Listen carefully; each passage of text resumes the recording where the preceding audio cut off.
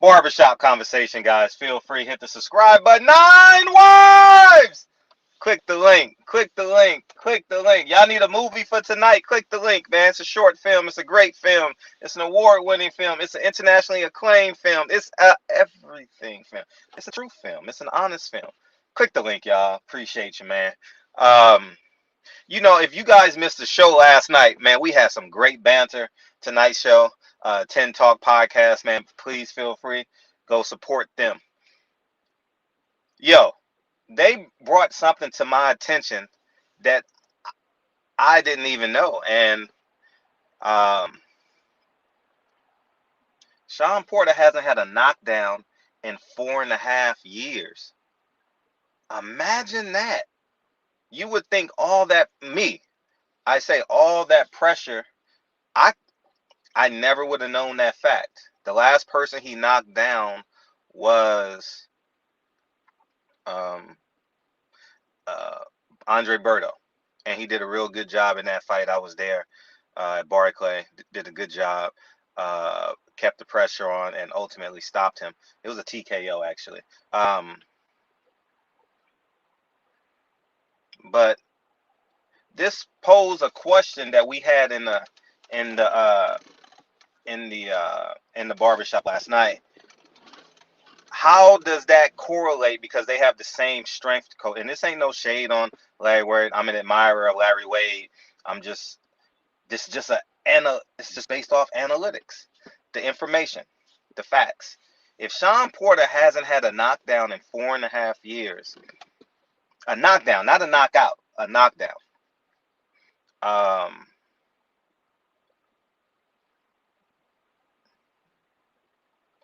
how would that impact Caleb's plant training?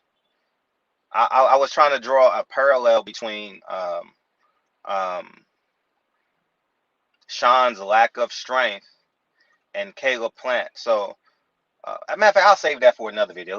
Let's just strictly stay here. Shawn is very wide on his punch, on his output. He probably has the lowest accuracy rate at the highest level of the welterweight division. He's probably in the 27, 32% range, if I'm not mistaken. And he doesn't have power. Has Shawn Porter stayed at 147 too long? Has he done too much irreversible things to his body? It's just a question, I I never would have known that it's been 4.5 years since Shawn Porter had a knockdown. And I posed the question, and people think I'm hating, but I'm not actually hating. I'm having a real conversation, because the conversation came up after Errol Spence dominated Danny Garcia. Was Danny Garcia overrated? And I would say it was about at 147. At 140, he was great. Uh, uh, it was about 70-30. But obviously, I'm dealing with the pro Errol Spence crowd. But you got to ask yourself, is Shawn Porter a bit overrated? You know, is his fan friendly style? And I'm not hating. I'm posing the question. Because if I can do a video and hate on the Porters, that's not where I'm at with it. I'm strictly talking analytics, okay? Am I rooting for the Porters? No, hell no, not in a million years. Am I rooting for Crawford? Hell no, not in a million years. Am I buying the fight? Hell no, not in a million years. But I know this fight, y'all want my opinion on it, so I'm gonna give it to you. You know what I mean? Like Andre Ward said, I'm gonna be an opportunist. Um, I'm like that doesn't. Is he overrated? Sit back and think about it. 4.5 years he hasn't had a knockdown, not a knockout, not a TKO at the welterweight division. Um, is he the guy that brings the best out of everyone? Think about it. Is he the backup quarterback? Is he the backup point guard? That every time he steps on the field or on the court, he has something to prove. It's a great question to ask yourself. People are gonna say, "Oh, stop it, Fred. Stop it, Fred. You're hating." Okay, I'm going to answer that question. Let's just say I am hating. Now answer the question. That's what the judge would say. Answer the question. Did you pay your rent? It's, it might be an easy night for Crawford. Easy night meaning rounds one. Not easy in terms of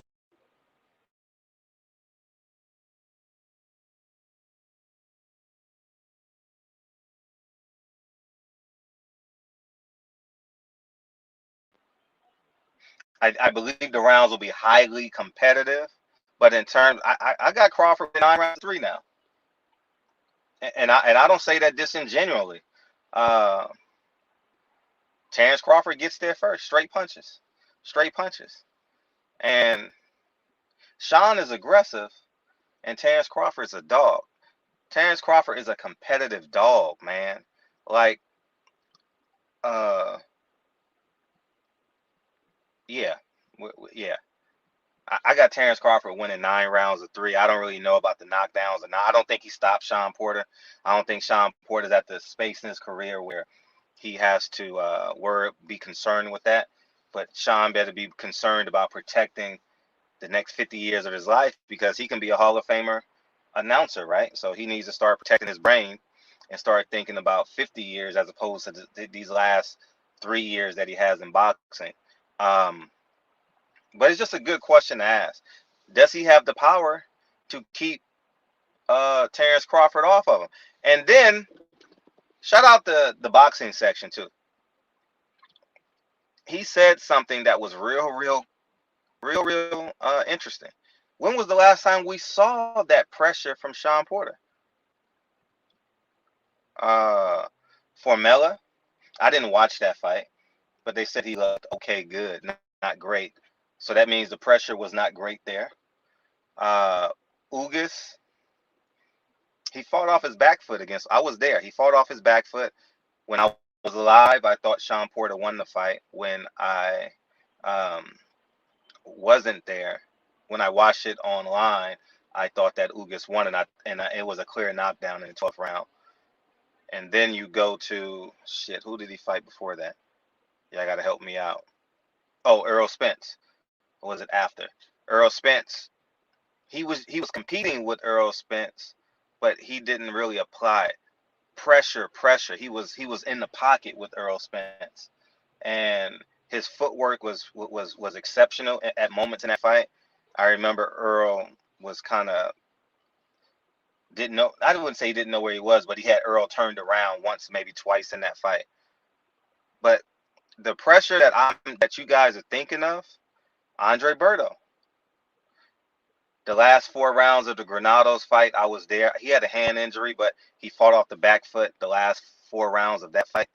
Um, so many different things. But Harold Miner might. I got Terrence Crawford winning 9 rounds 3. I don't think Shawn Porter can knock him down. It's boxing. You're gonna get buzzed. You're gonna get hit. You don't misunderstand the message. It's boxing. You're gonna have scars. You're gonna have puffy faces. You're gonna have swollen faces. That's part of boxing, dog. That's not what I'm implying. I'm not saying Shawn Porter is a bum. Shawn Porter is a borderline Hall of Famer, but he's a borderline Hall of Famer for making for making great fighters greater. You understand? He's not the guy. Well, he could be a 3-time world champion. If he beats Terrence Crawford, is Shawn, man, I don't know. Let's save that for another conversation, because then you got to ask yourself, was Terrence Crawford as good as they thought we were? What's that, Dennis Green? Anyways, man, y'all have a great day. It's just he hasn't had a knockdown in 4.5 years. Is this an easy fight for Terrence Crawford? Terrence Crawford fights in a straight line. He hops in that straight line, and once he goes southpaw and he brings his power hand to the front, that jab is a power shot.